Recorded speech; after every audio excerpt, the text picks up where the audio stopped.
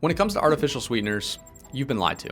The media has convinced you that they are a poison that will give you cancer, but they're not the real problem. And in this video, I'm going to be unpacking the truth about artificial sweeteners based on science. The fear-mongering around artificial sweeteners has gotten out of control. You've probably seen the headlines claiming that they cause cancer, destroy your gut, make you gain weight, but when you look at the actual research, it tells a completely different story. So here's what's actually happening. The doses used in these scary studies are absurd. The amount of artificial sweeteners being consumed in these studies that show harm to humans are so extreme that nobody would ever or could ever realistically consume them. In some studies, it shows that humans would have to consume so many diet beverages that they would die from water intoxication before they ever got to the point where they were harmed by the aspartame it contained.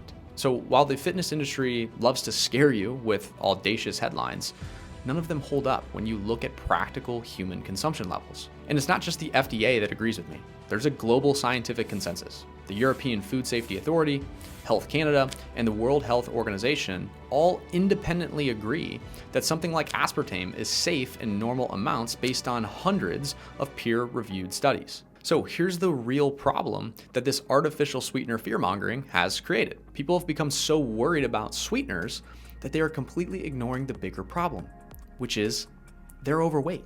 And being overweight is caused by chronic caloric excess. Said differently, it's caused by consuming far too many calories for far too long. And the implications of being overweight are far more severe and far more statistically probable than the implications of artificial sweeteners. So if you are overweight right now and more worried about artificial sweeteners than the 10, 30, 50, or 100 plus pounds of excess body weight that you have, which is directly causing cardiovascular disease, diabetes, and actually has more of a risk of causing cancer than the artificial sweeteners themselves do, you have it backwards. Now, think about this. These artificial sweeteners are often used in low-calorie food alternatives. And if you are over fat, which is caused again by consuming too many calories, one of the solutions is to look to low-calorie alternatives. So oftentimes, a natural trade-off you might be making in a weight loss scenario is ingesting some artificial sweeteners to consume fewer total calories and get your body weight down. But frankly, that's a trade-off you should make every single time. The excess weight is a far bigger threat to you than the small dosages of artificial sweeteners you'd be consuming. Now, if you don't take that trade-off, you run the risk of continuing to consume calories in excess and remain overweight, which is guaranteed to increase your odds of diabetes, heart disease, and all-cause mortality. A perfect real-world example of where people choose wrong is most protein shakes. People will avoid a protein shake, whether it be from scoops or prepackaged bottles, because it has something like sucralose in it. And instead of actually hitting their protein target that day, they underconsume protein and wonder why they can't stick to a calorie deficit, lose weight, and retain muscle. Well, if they just hit their protein goal, even while consuming some artificial sweeteners, they would build and retain more muscle, even in a deficit, lose more weight, and feel more satiated with fewer cravings. But because of the anti-sweetener propaganda they've been fed, they are so scared of the sucralose that they avoid protein supplementation, and every time they try to get into a calorie deficit, they're left starving, have hunger hormone spikes, and don't retain muscle through their gut, which leads to them inevitably giving up on the deficit and gaining the weight back. Another real-world example is one I've mentioned here many times: diet sodas. People will refuse something like a Diet Coke because it has aspartame. So they either drink a regular Coke, which is 150 calories of pure sugar per 12-ounce can, or they stay thirsty, mistake it as hunger, or they cave to their sweet tooth and end up consuming more calories. Whereas if you simply swapped one regular soda for a 0-calorie soda once per day, you'd save roughly 55,000 calories over a year. On paper, that's 15 pounds of fat. Now, in practice, it doesn't perfectly work out that way, but it serves as a really good picture of what you're missing out on. Not to mention, studies show that artificially sweetened beverages can help suppress your appetite, which keeps you in a caloric deficit, or at least aids in it. But people are so scared that they choose to avoid it altogether, and it makes their weight loss journey even harder. Now, another consequence of people obsessing over avoiding artificial sweeteners and trying so hard to focus on healthy foods is that they're actually consuming those healthy foods in excess unknowingly or uncaringly because they think if they just eat healthy or clean foods, they'll be fine, independent of how many calories they consume. But you can still eat healthy foods into caloric excess, which will still cause weight gain if prolonged. And metabolically, Healthy or clean does not mean low calorie. In fact, sometimes it's the opposite. A lot of nutrient-dense foods are also calorically dense. Take almonds, for example. If you just grab a casual handful while you're in a meeting or on a work call, it's 200 to 300 calories a pop, and you do that 2, 3, 4 times per day.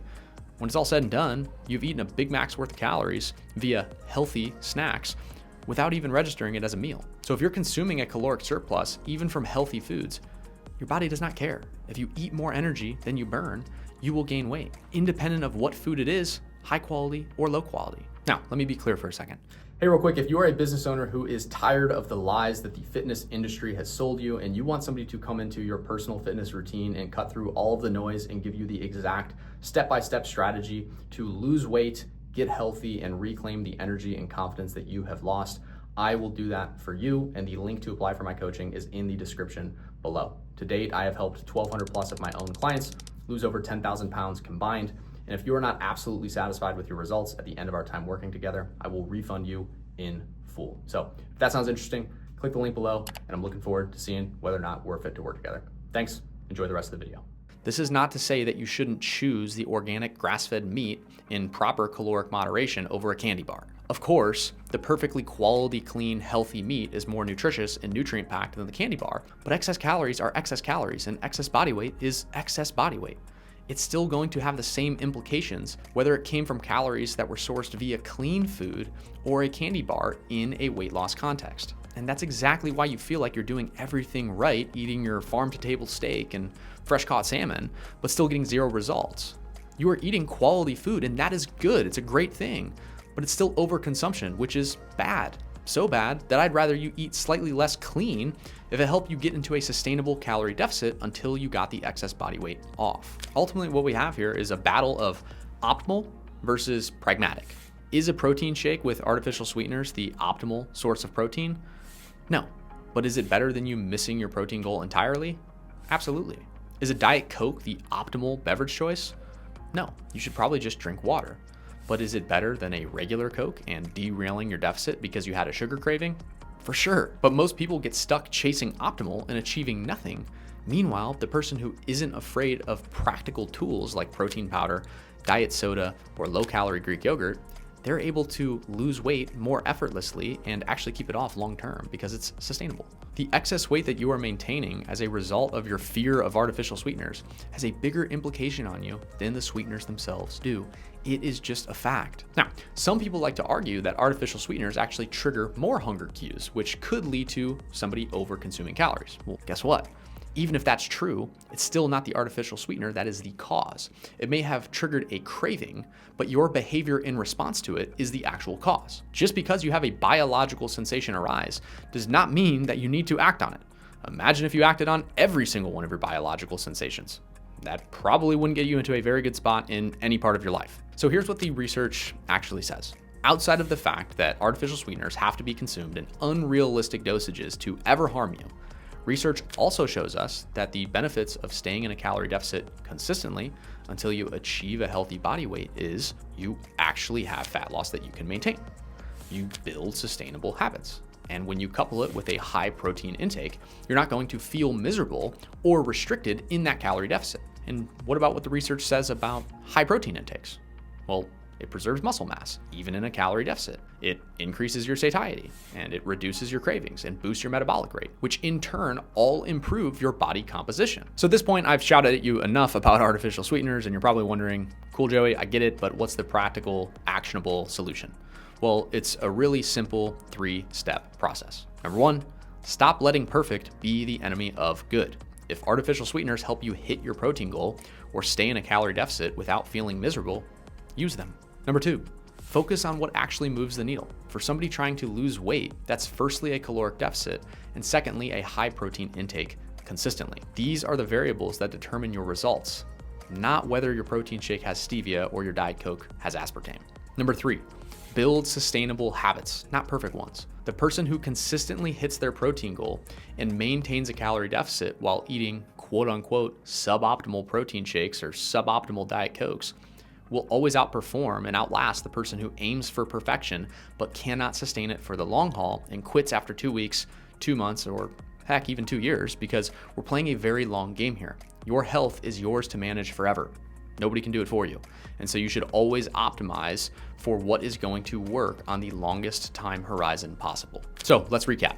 The Diet Coke and artificial sweeteners aren't killing you. They're not locking fat onto your body. You are overweight and struggling to get it off because you have been chronically over-consuming calories. That's it. The dosages of artificial sweeteners used in studies where they're finding harm in humans are absurd. The real thing that you should be afraid of is excess body weight, excess body fat, not artificial sweeteners. That's the reality. It's not sexy. It's not politically correct in today's fitness industry climate, but it is the truth. And is it optimal? Maybe not. Sure. In an ideal world, if you want to be really safe, you just get yourself into a calorie deficit sustainably and avoid artificial sweeteners entirely altogether as well. But when it comes to working with real human beings and what I've seen play out in real world application after doing this with over 1,200 of my own clients, it's usually not going to be the case. It's very difficult to take somebody who's overweight and completely upend their lifestyle and remove everything they enjoy. It's going to be very difficult to take Mr. or Mrs. who has been eating 1,000 calories in excess every single day for the last 20 years and say, hey, let's remove 2,000 calories a day from that, including everything you love and enjoy about your typical diet, food, and beverage intake. What's often more pragmatic is saying, hey, Mr. or Mrs. Client, instead of having a regular Coke today, let's have a Diet Coke and continue to do that until we get this weight off. And then once we've seen that on a long time horizon, you can do that and sustain that little tiny change, someday we should probably switch you to water instead of diet soda. But it's an order of operations thing. And it's about what has the biggest harm on you. And the biggest harm on you, if you're overweight, is you being overweight. That's the highest likelihood to cause you health concerns. Now, for those of you watching who are business owners and you are just tired of the fitness guessing games, you want somebody to come into your life and cut through the noise for you personally, like I have in this video, I have an application link for my one-on-one coaching in the description below. If we work together and at the end of our time, you aren't satisfied with your results, I will refund you in full. And for the rest of you, if you enjoyed this video, hit subscribe, share it with a friend, and I'll see you in the next one. Thanks for watching.